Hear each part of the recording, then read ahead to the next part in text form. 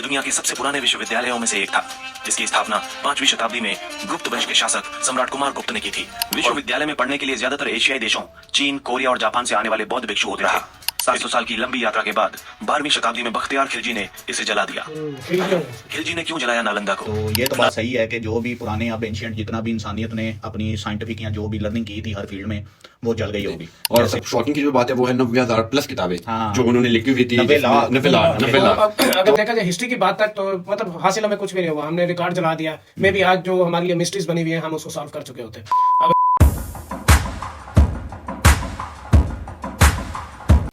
Hello viewers, कैसे हैं आप? उम्मीद है ठीक होंगे। तो आज फिर एक नई वीडियो के साथ हाजिर हैं। मेरा नाम है हसन, मेरे साथ है ज़कवान, बिलाल और सकलैन। तो आज हम जिस वीडियो पे रिएक्ट करने जा रहे हैं ये है नालंदा यूनिवर्सिटी। ये जिसके बारे में मैंने माइनर सी गूगल सर्च की है और मुझे आइडिया हुआ कि ये कोई एंशिएंट यूनिवर्सिटी थी इंडिया में। जैसा कि हम देखते हैं कई दुनिया में यूनिवर्सिटी जैसे ऑक्सफोर्ड यूनिवर्सिटी का काफ़ी मशहूर है कि ये काफ़ी पुरानी है और इधर से काफ़ी बड़े बड़े लोग पढ़ के गुजरे हैं, तो वो एक पूरी दुनिया में ट्रेडमार्क है। तो इसी तरह पुराने दौर में एक होती थी इंडिया में नालंदा यूनिवर्सिटी, तो उसी के बारे में हिस्ट्री का कुछ हमें सबक मिलेगा। तो वो देख लेते हैं कि हमें क्या सीखने को मिलता है। तो चले आप भी देखें, हम भी देखते हैं।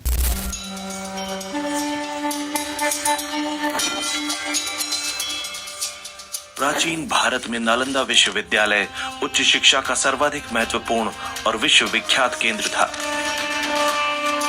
यह दुनिया के सबसे पुराने विश्वविद्यालयों में से एक था। इसकी स्थापना 5वीं शताब्दी में गुप्त वंश के शासक सम्राट कुमार गुप्त ने की थी और महेंद्रादित्य के खिताब को अपनाया था। बहुत पुरानी है। हर्षवर्धन और पाल शासकों ने भी बाद में इसे संरक्षण दिया। नालंदा शब्द संस्कृत के 3 शब्दों ना, आलम और दा की संधि से बना है। इसका अर्थ है ज्ञान रूपी उपहार पर किसी तरह का प्रतिबंध न रखना। महायान बौद्ध धर्म के इस विश्वविद्यालय में हीनयान बौद्ध धर्म के साथ अन्य धर्मों की शिक्षा भी दी जाती थी और अनेक देशों के छात्र यहाँ पढ़ने आते थे। अनेक प्राचीन अभिलेखों और 7वीं सदी में भारत भ्रमण के लिए आए चीनी यात्री हुइनसांग तथा इत्सिंग के यात्रा विवरणों से इस विश्वविद्यालय के बारे में विस्तार से जानकारी प्राप्त होती है। चीनी यात्री हुइनसांग ने यहाँ लगभग साल भर शिक्षा ली थी। इस विश्वविद्यालय की भव्यता का अंदाजा इसी बात से लगाया जा सकता है कि इसमें 300 कमरे, 7 बड़े कक्ष और अध्ययन के लिए 9 मंजिला एक विशाल पुस्तकालय था। आपको जानकर हैरानी होगी कि इस पुस्तकालय में 90 लाख से भी ज्यादा किताबें थीं। दुनिया के पहले आवासीय विश्वविद्यालय यानी कि नालंदा विश्वविद्यालय का इतिहास बेहद प्राचीन है। इसका जिक्र कई किताबों में किया गया है। इस विश्वविद्यालय में बहुत से महान लोगों ने पढ़ाई भी की थी। आपको बता दें कि ऑक्सफोर्ड और कैम्ब्रिज से भी 600 साल पहले नालंदा विश्वविद्यालय बन चुका था। इस महान विश्वविद्यालय का महत्व भारत समेत पूरी दुनिया के लिए एक अनमोल धरोहर है। 10,000 से अधिक छात्र, 1500 से अधिक शिक्षक। नालंदा विश्वविद्यालय में किसी समय 10,000 से ज्यादा छात्र पढ़ते थे। इन छात्रों को पढ़ाने के लिए 1500 से भी ज्यादा शिक्षकों को रखा गया था। छात्रों का चयन उनकी योग्यता के आधार पर किया जाता था। सबसे खास बात यह है कि यहाँ पर शिक्षा, रहना और खाना सभी निशुल्क था। इसमें भारत ही नहीं बल्कि कोरिया, जापान, चीन, तिब्बत, इंडोनेशिया, ईरान, ग्रीस और मंगोलिया जैसे देशों के भी छात्र पढ़ने के लिए आते थे। विश्वविद्यालय में पढ़ने के लिए ज्यादातर एशियाई देशों चीन, कोरिया और जापान से आने वाले बौद्ध भिक्षु होते थे। इतिहासकारों के मुताबिक 7वीं सदी में चीनी यात्री हुइनसांग ने भी यहाँ से शिक्षा प्राप्त की थी। हुइनसांग ने अपनी किताबों में नालंदा विश्वविद्यालय की भव्यता के बारे में काफी लिखा है। उस समय बौद्ध धर्म के सबसे अहम केंद्रों में से ये एक था। ये प्राचीन भारत के ज्ञान और बुद्धिमत्ता के प्रसार के योगदान को दर्शाता है। दुनिया में नालंदा विश्वविद्यालय को ज्ञान का भंडार कहा जाता था। इस विश्वविद्यालय में धार्मिक ग्रंथ, literature, theology, logic, medicine, philosophy, astronomy जैसे कई विषयों की पढ़ाई होती थी। उस समय जिन विषयों की पढ़ाई यहाँ पर होती थी वो कहीं और नहीं पढ़ाए जाते थे। 700 साल तक ये विश्वविद्यालय दुनिया के लिए ज्ञान का एक मुख्य केंद्र रहा। 700 साल की लंबी यात्रा के बाद 12वीं शताब्दी में बख्तियार खिलजी ने इसे जला दिया। खिलजी ने क्यों जलाया नालंदा को? नालंदा विश्वविद्यालय पर 3 बार आक्रमण हुआ, परंतु सबसे विनाशकारी हमला 1193 में हुआ था, जो बख्तियार खिलजी द्वारा किया गया था। परिणाम स्वरूप सबसे प्राचीन नालंदा विश्वविद्यालय जलकर खाक हो गया। अब सवाल ये उठता है कि कैसे नालंदा विश्वविद्यालय का पतन हुआ और इसके पीछे क्या कारण थे। अभिलेखों के अनुसार नालंदा विश्वविद्यालय को आक्रमणकारियों ने 3 बार नष्ट किया था, लेकिन केवल 2 बार ही इसको पुनर्निर्मित किया जा सका। पहला आक्रमण स्कंदगुप्त के शासनकाल के दौरान मिहिरकुल के तहत हूण के कारण हुआ था, लेकिन स्कंदगुप्त के उत्तराधिकारियों ने पुस्तकालय की मरम्मत करवाई और एक बड़ी इमारत के साथ इसका पुनरुद्धार किया। दूसरा आक्रमण 7वीं शताब्दी की शुरुआत में गौड़ साम्राज्य के लोगों ने किया था। इस बार बौद्ध राजा हर्षवर्धन ने विश्वविद्यालय की मरम्मत करवाई थी। तीसरा और सबसे विनाशकारी हमला 1193 में तुर्क सेनापति बख्तियार खिलजी द्वारा किया गया था। उसकी सेना ने प्राचीन नालंदा विश्वविद्यालय को पूरी तरह नष्ट कर दिया था। ऐसा माना जाता है कि धार्मिक ग्रंथों के जलने के कारण भारत में एक बड़े धर्म के रूप में उभरते हुए बौद्ध धर्म को सैकड़ों वर्षों तक का झटका लग गया था, और तब से लेकर अब तक ये पूर्ण रूप से इन घटनाओं से नहीं उबर सका। उस समय बख्तियार खिलजी ने उत्तर भारत में बौद्धों द्वारा शासित कुछ क्षेत्रों पर कब्जा कर लिया था। इस दौरान वो काफी बीमार पड़ गया। उसने अपने हकीमों से काफी इलाज करवाए, मगर वो ठीक नहीं हो सका और मरने जैसी स्थिति में पहुंच गया। तभी किसी ने उसको सलाह दी कि वो नालंदा विश्वविद्यालय के आयुर्वेद विभाग के प्रमुख आचार्य राहुल श्रीभद्र को दिखाए और उनसे अपना इलाज करवाए, परंतु खिलजी इसके लिए तैयार नहीं था। उसने अपने हकीमों पर ज्यादा भरोसा किया। वो ये मानने को तैयार नहीं था कि कोई भारतीय वैद्य उसके हकीमों से ज्यादा ज्ञान रखता हो या ज्यादा काबिल होगा, लेकिन अपनी जान बचाने के लिए उसको नालंदा विश्वविद्यालय के आयुर्वेद विभाग के प्रमुख आचार्य राहुल श्रीभद्र को बुलवाना पड़ा। फिर बख्तियार खिलजी ने वैद्य राज के सामने एक अजीब सी शर्त रख दी और कहा कि उनके द्वारा दी गई किसी भी प्रकार की दवाई वो नहीं खाएगा। उन्हें उसे बिना दवाई के ही ठीक करना होगा। वैद्यराज के सामने एक बड़ी समस्या खड़ी हो गई थी। बहुत दिमाग लगाने के बाद वैद्यराज ने एक तरीका निकाला और उन्होंने उसकी शर्त मान ली, और कुछ दिनों बाद वो खिलजी के पास एक कुरान लेकर पहुंचे और कहा कि कुरान की पृष्ठ संख्या इतने से इतने तक पढ़ लीजिए, आप ठीक हो जाएंगे। बख्तियार खिलजी ने वैद्यराज के बताए अनुसार कुरान को पढ़ना शुरू किया और वो पढ़ता गया। कुछ दिनों बाद वो ठीक हो गया। ऐसा कहा जाता है कि वैद्यराज राहुल श्रीभद्र ने कुरान के कुछ पन्नों पर एक दवा का लेप लगा दिया था। खिलजी अपनी उंगलियों पर थूक लगाकर उन पन्नों को पलटता गया और पढ़ता गया। इससे वो ठीक होता चला गया, क्योंकि दवा उसकी उंगलियों पर लगती जा रही थी और उसके शरीर में पहुंच रही थी। खिलजी इस तथ्य से परेशान रहने लगा कि एक भारतीय विद्वान और शिक्षक को उनके हकीमों से ज्यादा ज्ञान था। इसके बाद उसने देश से ज्ञान, बौद्ध धर्म और आयुर्वेद की जड़ों को नष्ट करने का फैसला कर लिया। परिणाम स्वरूप खिलजी ने नालंदा की महान पुस्तकालय में आग लगा दी और लगभग 90 लाख पांडुलिपियों को जला दिया। ऐसा कहा जाता है कि नालंदा विश्वविद्यालय में इतनी किताबें थीं कि वो 3 महीनों तक चलती रहीं। 90 लाख किताबें। इसके बाद खिलजी के आदेश पर तुर्की आक्रमणकारियों ने नालंदा के हजारों धार्मिक विद्वानों और भिक्षुओं की भी हत्या कर दी। तबाकत-ए नासिरी के आधार पर नालंदा विश्वविद्यालय का विनाश कैसे हुआ? तबाकत-ए नासिरी फारसी इतिहासकार मिन्हाजुद्दीन सिराज द्वारा रचित एक पुस्तक है। इसमें मोहम्मद गौरी को भारत विजय तथा तुर्की सल्तनत के आरंभिक इतिहास की लगभग 1260 ईस्वी तक की जानकारी मिलती है। मिन्हाज ने अपनी इस कृति को गुलाम वंश के शासक नसीरुद्दीन महमूद को समर्पित किया था। उस समय मिन्हाज दिल्ली का मुख्य काजी था। इस पुस्तक में मिन्हाजुद्दीन सिराज ने नालंदा विश्वविद्यालय के बारे में भी बताया था। उसने लिखा था कि खिलजी और उसकी तुर्की सेना ने हजारों भिक्षुओं और विद्वानों को जलाकर मार डाला था, क्योंकि वो नहीं चाहता था कि बौद्ध धर्म का विस्तार हो। वो इस्लाम धर्म का प्रचार प्रसार करना चाहता था। इसीलिए नालंदा की लाइब्रेरी में भी उसने आग लगवा दी, सारी पांडुलिपियों को जलवा दिया और कई महीनों तक ये आग जलती रही, जिसमें न जाने ज्ञान से भरी हुई कितनी ही अनगिनत पुस्तकें जल गईं। ये मानवता के लिए भी एक बहुत ही बड़ा नुकसान था। नालंदा से जुड़े कुछ तथ्य। नालंदा में ऐसी कई मुद्राएं मिली हैं जिनसे ज्ञात होता है कि इसकी स्थापना 5वीं शताब्दी में गुप्त वंश के शासक कुमारगुप्त ने की थी। इस विश्वविद्यालय को बनाने का उद्देश्य ध्यान और आध्यात्म के लिए स्थान बनाने से था।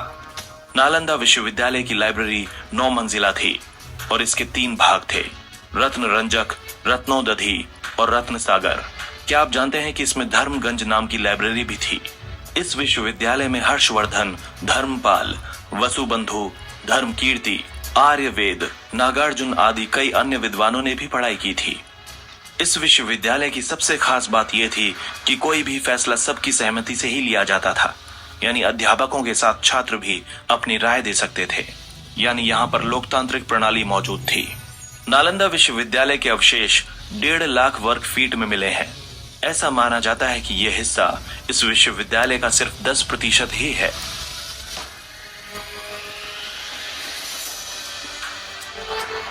तो व्यूअर्स, ये हमने देखा नालंदा यूनिवर्सिटी, उसकी रिच हिस्ट्री है। उसका मतलब अगर आप एंशियंट इंडिया में देखें तो ये सेंटर पॉइंट था एजुकेशन का, जहाँ पे एशिया से तो बहुत सारे आते थे। इसके अलावा वो बता रहे हैं कि ग्रीक, जापानीज और कोरियन, वो ये एशिया में ही हो गया।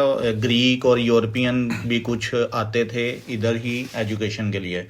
तो उसमें फिर उन्होंने हिस्ट्री बताते हुए इसका जिक्र किया कि इस पे 3 हमले हुए हैं। 2 बारी तो इंटरनली इंडिया से ही डिफरेंट सिविल कन्फ्लिक्ट्स में हो गए, और 1 बारी बाहर से आने वाला जो बिख्तियार खिलजी, ये खिलजियों ने अटैक किया। तो उसका भी मतलब आपस में जो कल्चरल कन्फ्लिक्ट था, तो उसी की बेस पे उसने इसको जलवा दिया।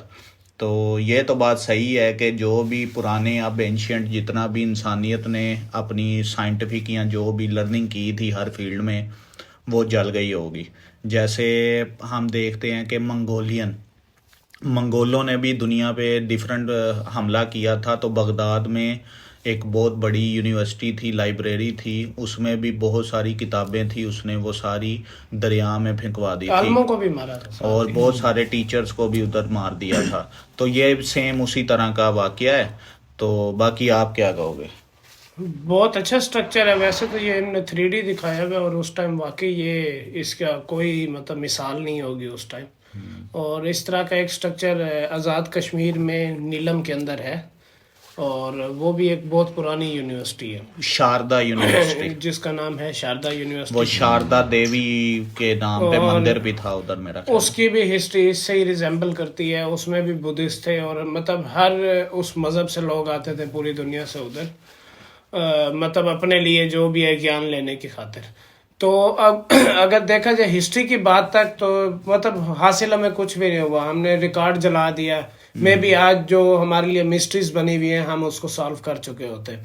अगर उस रिकॉर्ड तक हमारी एक्सेस होती, तो अब हमें तो नहीं पता कितना रिकॉर्ड जा चुका है, जिसकी वजह से अभी भी साइंस लगी हुई है और दिन ब दिन तरक्की कर रही है। तो मेरा ख्याल से अगर वो रिकॉर्ड मिल जाता तो काफ़ी हद तक हमें और भी ज़्यादा आसानी हो जाती। और जब तक सारे मसलक की बात है, तो पहले पुराने दौर में तालीम के ऊपर कहीं कोई मसलक की बहस नहीं होती थी, रिलीजन नहीं आते थे। हर बंदा, सबकी ये नियत होती थी कि हमने ज्ञान लेना है, नॉलेज लेना है, और इस तरह की कंट्रोवर्सीज में नहीं जाते थे। जबकि ये खिलजी है और इन्होंने बिल्कुल ही उसको ख़त्म कर दिया। तो उसके बाद आप ये देख लें, मतलब एक तरह नहीं, ये जो खिलजी का दौर था ना, उस दौर में पूरी दुनिया में मजहब की आपस में लड़ाइयाँ चल रही थी। वो मतलब ऐसा सिनेरियो एक था दूसरे टाइम की का। रिलीजियस प्लेसेस को अटैक किया जा उसी रहा था। दौर में क्रूसेडर्स आपने सुना होगा, सलीबी जंगें। क्रूसेड्स ने मतलब ये तमाम मुसलमानों की और उनकी भी लड़ाइयाँ चल रही थी, क्रिश्चियनिटी की भी, और जूस को तो सारे उस टाइम पे मार रहे थे। तो इस तरह डिफरेंट मज़ाहब की जंगें हो रही थी दुनिया में, और उसी दौर में ये वाक़या और नुकसान ये हुआ है कि आज हमारे पास रिकॉर्ड जो है वो जल गया है। और स्ट्रक्चर, जारी बात है, इतना बड़ा स्ट्रक्चर आप वापस मेंटेन नहीं कर सकते, जबकि बहुत पुराना स्ट्रक्चर है। तो हमें एक अच्छी वीडियो मिली है, एक नया इंटरेस्टिंग टॉपिक देखने को मिला है, और ये भी पता चला है कि इंडिया में इस तरह की एक पुरानी बिल्डिंग है जिसकी ये इम्पोर्टेंस थी। जी बिलाल। अच्छा, मैं तो पहले हैरान हो गया देख के कि लाइक इतने पुराने ज़माने में, आज से 700-800 साल पहले, इस तरह की कोई यूनिवर्सिटी हुआ करती थी, या कोई वो ये लोग कहते हैं ना, वो स्कूल, विद्यालय, वो हुआ करते थे। और सब शॉकिंग की जो बात है वो है 90,000 प्लस किताबें हाँ। जो उन्होंने लिखी हुई थी 90 लाख 90 लाख। तो मैंने आज तक नहीं सुना कि इतने पुराने ज़माने में इतनी ज़्यादा बुक्स और एक लाइब्रेरी में मतलब बल्कि 3 पार्ट में लाइब्रेरी डिवाइड थी। हॉस्टल का कॉन्सेप्ट भी देखो, ये तब का आ रहा है। हाँ, हॉस्टल का। और अगर आप देख भी ले तो इधर चाइनीज और जापानीज और ये कोरियन बहुत ज्यादा थे सारे। हाँ, ये इस इलाके ये जो यहाँ के रेजिडेंशियल से ज्यादा वहाँ के लोग थे और वो लोग रहते थे हॉस्टल में। वो फैसिलिटी, वो खाना पीना सब कुछ उनका वो अच्छा होता था। और इनके अगर आप ड्रेसिंग भी देख ले वो भी चाइनीज की तरह थी, जापानीज की तरह थी। हाँ, देखा वो बुद्धिज्म है वो ना? बुद्धिज्म है सारा। और जो मुझे एक बात की जरा समझ नहीं आई जब उन्होंने कहा ना कि वो खिलजी जब बीमार हो गया तो वो कुरान का उनको कहा कि कुरान के पन्ने पर वो पढ़ो। तो वो पन्ना पढ़ रहा था, कहते हैं उस पर दवाई लगी थी। अच्छा, एक चुटकी जरा बराबर दवाई से तो कोई ठीक होता नहीं है भाई। यही यहाँ पे मैं जरा कंफ्यूज हो गया हूँ इस बात पे। आप मुतफिक होते नहीं होते? वो असल कंसेप्ट ये बता रहे थे कि क्योंकि उसका वो अलग मजहब का था, वो उसके ऊपर यकीन नहीं था कर रहा कि ये इस दवाई मुझे, मैं अब किंग हूँ तो ये पता नहीं क्या दवाई मुझे दे दे। अब उसने उसकी स्ट्रेटजी ये बनाई कि कुरान तो ये अकीदत से पढ़ेगा, तो कुरान के पेजिस पे मैं ट्रेसिस लगा देता हूँ दवाई के जो ये नहीं लेना चाह रहा। रियलिटी ये होती है कि उसको बता देना चाहिए था कि नहीं भाई मैं इस तरह का नहीं, ट्रीटमेंट वो रियलिटी की बात नहीं, नहीं, वो एक अलग बात है। लेकिन लाइक एक पन्ने को ना सिर्फ टच करना और इतनी दवाई से उसके बनता अंदर पन्ने के अंदर जो टच लग गया है ना, वो उस कैसे? टच पे मसला और है। उसको क्या पता था कि पन्ने पे ये कहाँ पे टच करेगा, कहाँ पे उंगली लगाएगा? अब पूरी पन्ने को तो वो कर नहीं सकता था क्योंकि वो फिर अल्फाज भी इधर उधर हो जाने थे दवाई से। ऑब्वियसली कोई निशान कुछ तो लग जाना था, उसको पता भी लग जाना था। यहाँ यही पे तो जरा skill कंफ्लिक्ट आ है। जाता है मेरा ना यहाँ पे इनके साथ। हाँ, ये बताएं हाँ। कि अगर यहाँ तो हो सकता है कि वो इतनी मतलब एडवांस उनकी हेल्थ में से रिसर्च हो उस दौर में कि उनका ट्रेस अमाउंट में भी वो इतना इफेक्ट देती थी दवाई, तो फिर तो चलो समझ में आता है कि उन्होंने एक छिड़काव सा हल्का फुल्का कर एक्सेप्ट दिया। करने की करके, बात हाँ। होती है और करना वो भी बंदा चाहिए। कर ले ये। जी जको हाँ, तो जैसा कि व्यूवर्स हमने देखा ये यूनिवर्सिटी मतलब 1100 की बात कर रहे हैं। 1100 में बंदा क्या तस्वर करता है उस टाइम, क्या होगा, इंसान क्या? कैसे रह रहे थे, ऐसा क्या ही हो है। रहा था। 5th सेंचुरी में बन चुकी थी, 1100 में खिलजी ने अटैक किया। हाँ, मतलब तीसरी चलो, बार था वो। मतलब 1500 ईयर्स में ख्याल है मान रहे। हाँ। तो इससे पहले मतलब यही तस्वर किया जाता था कि इंसान मतलब बिल्कुल सिंपल रहता था, जंगलों में रहता है जंगलों में बगैर रहता था, पढ़ाई के। हाँ। जानवरों का शिकार करते थे, तो इस तरह वो अपना सर्वाइवल करते थे। लेकिन मतलब कि उस टाइम भी यूनिवर्सिटी बन गई थी और उस टाइम भी नॉलेज मतलब दिया जा रहा था लोगों को। और ये चीज देखेंगे मतलब नॉलेज की इतनी कदर की जा रही थी उस टाइम में कि बाहर के कंट्री से लोग आके पढ़ते थे उधर, क्योंकि बाहर के कंट्री से उस टाइम आना बड़ा, ट्रैवल करना बड़ा एक मतलब बंदे के लिए मुश्किल काम इनकन्वीनियंट था। चीज है ना। लेकिन लोग फिर भी आते थे क्योंकि उनके अंदर मतलब इस चीज का जज्बा था, पढ़ने का जज्बा था, चीजें सीखने का जज्बा था। तो ये वीडियो मुझे बड़ी अच्छी लगी, ये मेरे नॉलेज में आज इजाफा हुआ, मुझे पता चला कि इतनी पुरानी भी एक यूनिवर्सिटी मौजूद और है। ये मुझे तो जो- लगता है कि ये जो पिरामिड की हिस्ट्री है ना, तो अगर ये रिकॉर्ड ना चलता तो शायद उसकी भी मिस्ट्री आज सॉल्व हो हाँ, जाती। कई हाँ, दुनिया में और- कई जब सिविलाइजेशन आपस में लड़ी हैं काफी रिकॉर्ड्स आया हो गया है, तो हमें उसी रीजन का वो सारी मिस्ट्रीज इसीलिए आज तक सॉल्व नहीं हो और रही। इसमें काफी ज्यादा डिपार्टमेंट्स आप कह सकते हैं, डिपार्टमेंट्स थे, फिलोसफी का था, हकीम है, वो सब कुछ बहुत ज्यादा था, सितारों का, इल्म सही। फल्कियात, सब कुछ इसमें इंक्लूड था उस एक वक्त पूरी के। बहुत बड़ी बड़ी चीज। यूनिवर्सिटी थी ना, देखो और उस टाइम बोर्डिंग का कॉन्सेप्ट, ये उस सबसे टाइम बड़ी बात लोग है। अपना घर छोड़ के मतलब उस टाइम होता था बादशाहों का दौर, और उसमें बादशाह जो होते थे, जिस तरह आज हम लोग बाहर चले जाते हैं, उस टाइम इस तरह के इदारों में भेजा करते थे अपने औलाद को टाइम टाइम से कि जाओ वहां से हर तरह का नॉलेज आप ले आओ।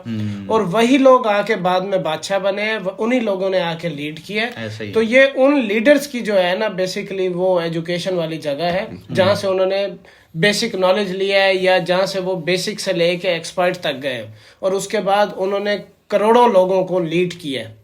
और करोड़ों लोगों को लीड करने के साथ डेवलपमेंट भी किया है, इकोनॉमी के स्ट्रक्चर भी बनाए और हैं, successful और हर फील्ड में, पूरी दुनिया में अगर आप देखो तो हर फील्ड में ये चीज, इसी मैं समझता हूँ कि ये भी पुराने जो इंस्टीट्यूट्स हैं उसमें से एक इसका बहुत बड़ा रोल होगा, जो बाद में जितने भी लीडर्स बने उनकी बेसिक एजुकेशन यहाँ से। और मेरा ख्याल है मोदी जी ने इस पे शायद इसको दोबारा से बनाने का और रेनोवेट करने का हाँ, ऐलान भी करना किया चाहिए। हुआ बड़ी है अच्छी और चीज़ कि है। इसी जगह पे इसी यूनिवर्सिटी को एक मॉडर्न तर्ज पे बना के और उसको उसी तरह से उसको मतलब एक वर्ल्ड के लिए प्राइम एग्जांपल बनाने के लिए और ये उनका तो इनिशिएटिव बड़ा है। अच्छा और ये- इनिशिएटिव है ये। और हाँ, हाँ वो तो- मैं ये कहना चाहूँगा इस तरह की एक यूनिवर्सिटी हमारे कश्मीर में भी है, शारदा यूनिवर्सिटी के नाम से, ठीक है। तो जो मतलब नीलम, हम तो नीलम रिवर बोलते हैं, तो इंडियन मेरा ख्याल है उसको किशन गंगा बोलते हैं। किशन गंगा दरिया को बोलते हैं हाँ। और शारदा देवी यूनिवर्सिटी और शारदा हाँ, देवी उधर मंदिर। टेम्पल भी है ना। वो यूनिवर्सिटी में मैं काफ़ी दफ़ा मैंने विजिट किया, क्योंकि मैं रहता भी कश्मीर में हूँ, तो मैंने भी उधर देखा है उस यूनिवर्सिटी, जो यूनिवर्सिटी का स्ट्रक्चर है वो थोड़ा मतलब ख़राब हो गया, वो वो डैमेज हो गया। डैमेज हो गया वो। तो लेकिन उसके इर्द गिर्द हॉस्टल वगैरह बने हुए हैं अभी भी, मतलब